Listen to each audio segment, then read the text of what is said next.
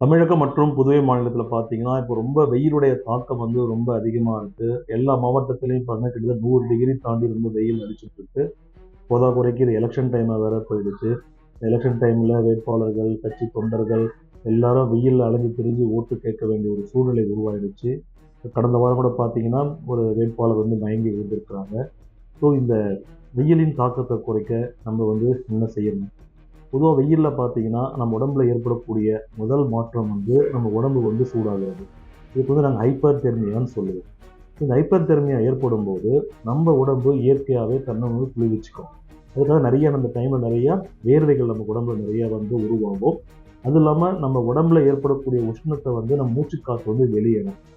So இதுபோல நம்ம உடம்பு வந்து நீர் சத்தை யூஸ் பண்ணி உடம்ப குளிர்விக்கிறதுனால, நம்ம அனைவருக்கும் பார்த்தீங்கன்னா, நீர் இழப்பு நிலை வந்து ஏற்படுது.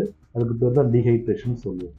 டீஹைட்ரேஷனுடைய அறிகுறிகள் என்னன்னு பார்த்தீங்கன்னா, நாக்கு வறண்டு போறது, சிறுநீர் வந்து அடர் மஞ்சள் நிறமா போறது, தசைப்பிடிப்பு, கை கால் தளர்வு, மயக்கம் போன்ற அறிகுறிகள் வந்து தென்படும்.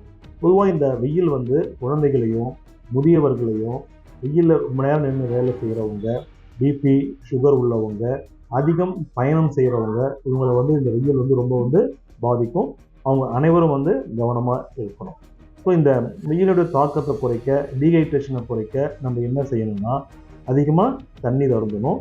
ஒரு நாளைக்கு குறைஞ்சது 3லிருந்து 4 லிட்டர் தண்ணி வந்து கண்டிப்பா நம்ம வந்து அருந்த வேண்டியது இருக்கும்.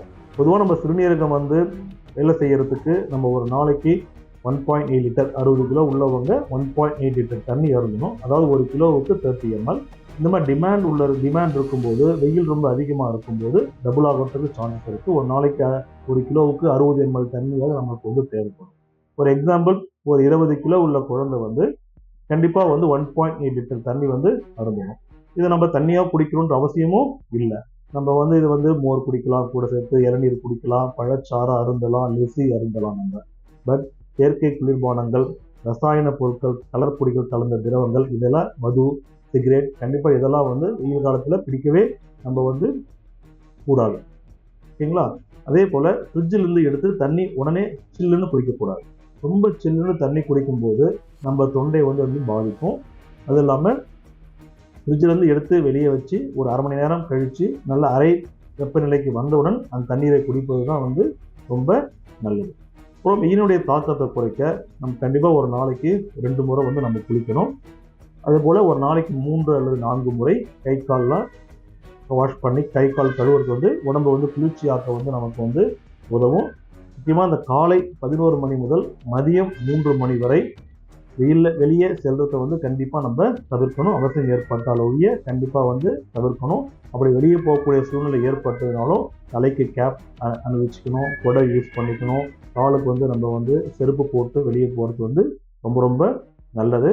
அதேமாதிரி இந்த வெயில் காலங்களில் வந்து நம்ம வந்து பருத்தி ஆடைகளை தான் நம்ம வந்து அணியணும். ரொம்ப டைட்டான ட்ரெஸ்ஸு, ஜீன்ஸு போன்ற இந்த மாதிரி பொருட்கள் வந்து நம்ம வந்து அணியக்கூடாது.